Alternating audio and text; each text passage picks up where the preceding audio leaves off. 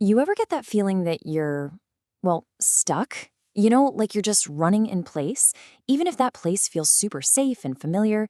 Well, today we're going to dig into this really powerful idea: how to actually leave your comfort zone and find all that growth that's waiting for you on the other side. So, yeah, let's set sail. Okay, let me start by asking you something really important. It sounds simple, but trust me, the answer can be, well, pretty revealing. Are you really happy or are you just comfortable? Have you just gotten used to a life that doesn't really challenge you anymore? Let's unpack what that difference really means.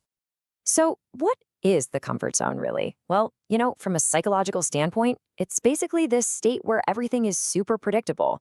We're just using the same old behaviors, we operate in this kind of anxiety free bubble, and we get a steady, but not exactly spectacular, level of performance. It's a space with pretty much zero risk. But hey, I want to be super clear about something. The comfort zone isn't a bad thing. Not at all. In fact, it's actually necessary. I want you to think of it like a safe harbor for your ship. It's that place you go to rest, to recharge your batteries, and get ready for the next big journey. It's a really beautiful and needed pause. The problem, though, starts when that pause becomes permanent, right? It's when we decide to just stay in that harbor forever. And that, my friends, is the comfort zone trap. It's when that safe space starts to feel less like a harbor and a lot more like a cage that stops us from exploring the huge, amazing ocean of life. And this all brings us to a really fundamental choice. It's one we all have to make, whether we realize we're making it or not. It's the choice between two totally different paths: the path of comfort or the path of growth. And really, this choice boils down to two completely different ways of living. I mean, look at this.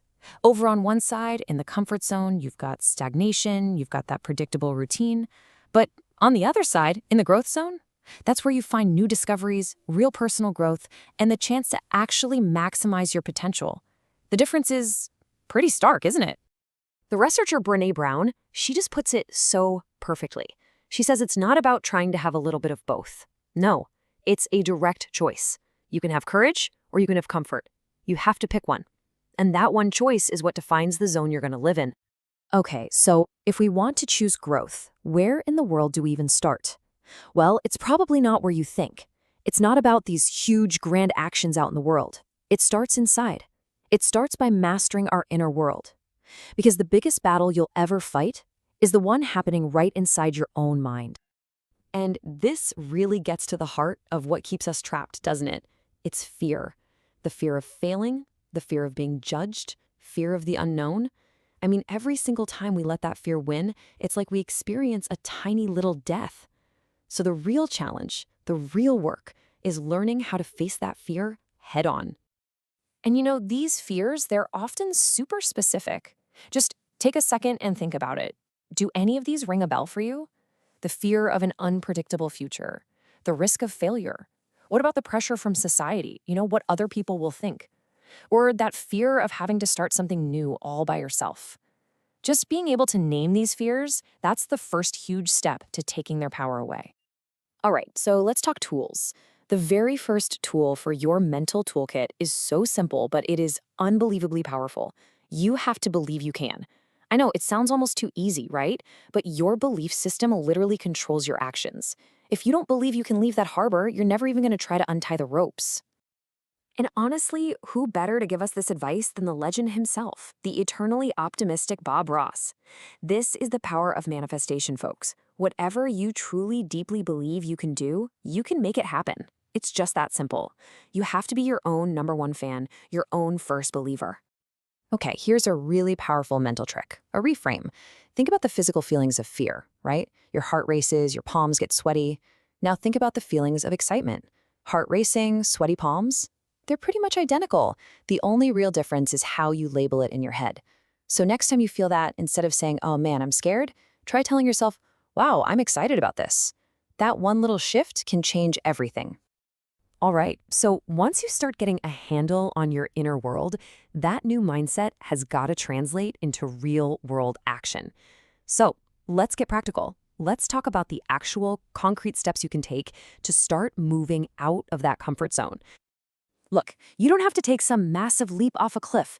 The real secret here is the power of baby steps. Just start with one small, manageable thing, and you have to acknowledge that any progress is still progress. The most important thing to remember is this simple truth. You are closer today than you were yesterday. That's it. Just keep taking one little step at a time. So, to really put this into practice, let's try a little exercise. I want you to ask yourself this question right now. What makes you uncomfortable? No, seriously, pause and think of a few things. We're going to use those answers. Okay, now take those things that you just thought of and make what we'll call an uncomfortable list. Then I want you to sort them into 3 columns. First, doable. These are the things that are a little bit scary, but you know what? You could probably do them today. Then intermediate. These take a bit more effort. And finally, difficult. These are your big, kind of terrifying goals. The trick is to start with the doable list. That's how you build confidence and get the ball rolling. Hey, if you need a few more ideas, here are some quick ones. You could learn a new skill. There are tons of online courses, or just go to the library. You could change just one tiny part of your daily routine. Even just forcing yourself to go outside for a short walk can work wonders.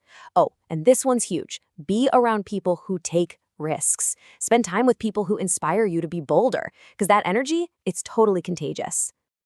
So, you've done the mental work. You've started taking those baby steps. What's the payoff? I mean, what does life actually look and feel like on the other side of this? Let's talk about the amazing rewards that come from your courage. And believe me, the rewards they're profound. Every single time you step outside your comfort zone, you're building real, earned confidence and self-esteem. You are literally upgrading your life with new experiences and skills. You start to rediscover what it feels like to be spontaneous and have fun. And maybe the biggest thing of all, you start to see change not as something scary to avoid, but as a genuine opportunity. This last thought really brings us full circle, right back to our ship metaphor. Of course, a ship is always safe at the shore. It's never going to face a storm in the harbor, it's never going to get damaged, but that's not what a ship is built for. A ship is built to sail the seas. And that right there is the real takeaway. You were not built to stay in a safe, predictable harbor for the rest of your life. You were built for discovery, for adventure, for growth. You were built to sail. So the only question left is, where will you go?